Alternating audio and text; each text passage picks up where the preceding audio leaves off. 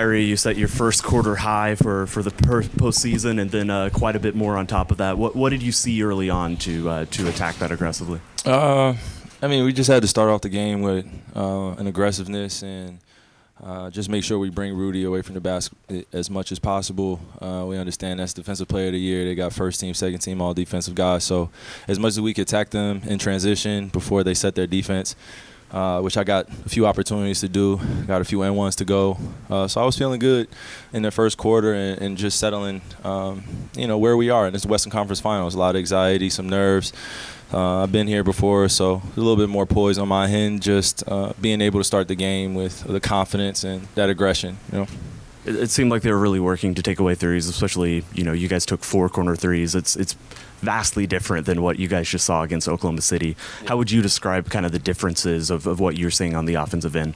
They got guys that can cover up a lot of space and do a lot of little things that don't show up in the stat sheet. They contest a lot of shots, and their rotations are pretty quick. So we know we're going against a high-powered offense, but also a high-powered defense, and that's what leads to a lot of their run-outs is a lot of turnovers or a lot of live ball turnovers and getting an opportunity to score on us before we set our defense. We're a good defensive team as well, so seeing a lot of chess matches out there, and as long as the team that gets the most stops, gets the offensive rebounds, gets a lot of 50-50 basketballs, does those things, then they'll win.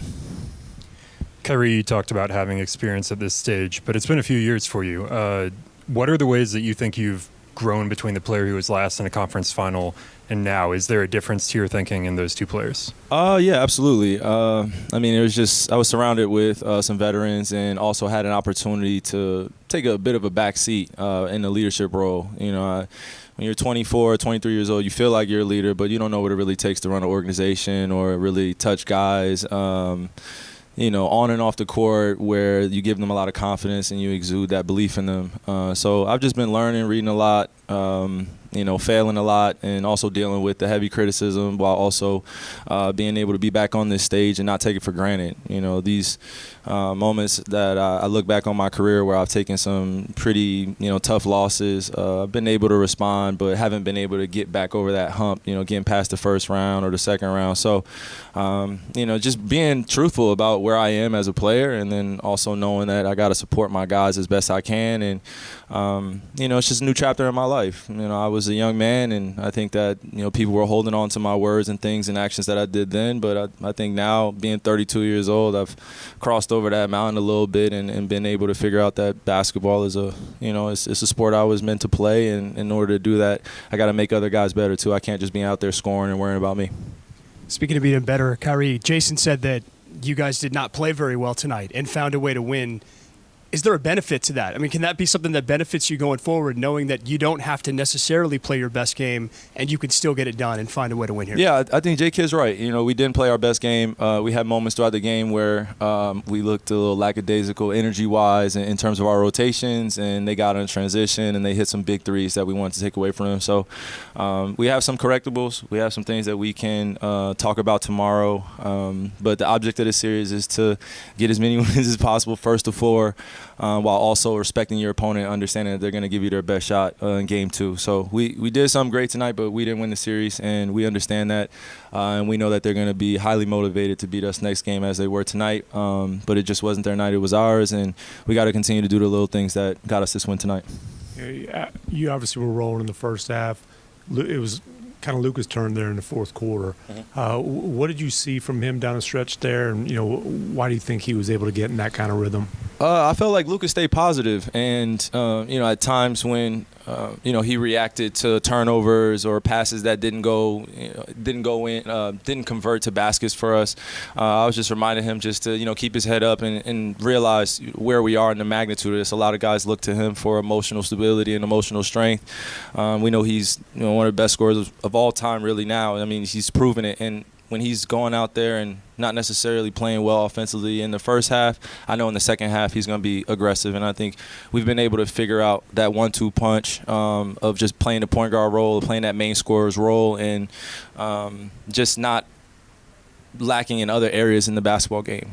He can do other things and I can do other things other than scoring. So when it's his time to score, it's my time to play defense and get up in my guy and contest shots and continue to do the little things that get us wins. And you've talked about Ant as being one of those kids with no fear. Yeah. He's on TNT after Game 7 talking about, I got Kyrie. Yeah.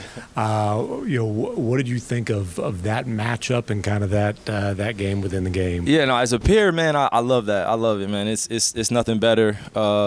When Ant was a little bit younger, I'm sure he was watching me, and when he was in high school, I was watching him. So for me, it's more of those exciting matchups that I look forward to too. Right after the game, it was funny because he said it right then and there, and I think the whole world was looking like, okay, you better know what you're talking about, and I respect that, and that no fear mentality that he has is why I love him as a competitor and why I love him as a person. But when we're on that court, I know he's going to give his all. I'm going to give him my all. And at the end of the game, it's all love. And we're in between those lines. He knows what it is, and I know what it is. Kyrie, I think this for the 6th straight year, there's going to be a new champion. Mm-hmm. And you talked about how long it's been since you've been to this conference final stage. Do you sense the urgency or opportunity that's in front of you guys, and is that a message that you sort of impart to the guys? I just talk about not taking things for granted and also understanding the moment that we're in. Again, I've been to the mountaintop. I've succeeded and I've also failed. So I look at this moment as an opportunity to help other guys really settle in and be aware of what comes with this. There's a lot of maturity that comes with this. There's a lot of awareness of strategy. And there are plenty of basketball techniques that you got to be aware of too. So I think it's a combination of us coming together as a young team, me as, this veteran leader, and just saying the right things to them where they need to hear in the right spots. And it really takes the off-the-court stuff, the off-the-court little things that we do in order to translate things on the court. That's the makings of a great team. One thing is we go out there and play, we hoop, that's what we do. But off the court, we really support each other. We do the little things. So. You and Luka are clearly the most experienced players on this roster. Mm-hmm. Do you notice the trust level growing from some of your younger teammates to you guys, even throughout the course of the game, that even if things aren't going right, that everybody's sort of staying tight and nobody's really straying? Yeah. I think we've gotten quite a few tests in these last 2 series where we've lost on the road and we've been able to win on the road. And we've proven to ourselves how to respond to losses. But I think this is the first series where we've been able to start off with a win. Now we got to learn how to deal with this too. We can't be satisfied. The job's not even near finished. So that's what makes this exciting as a competitor, is being able to do it again and knowing that you have to play even harder to get another win.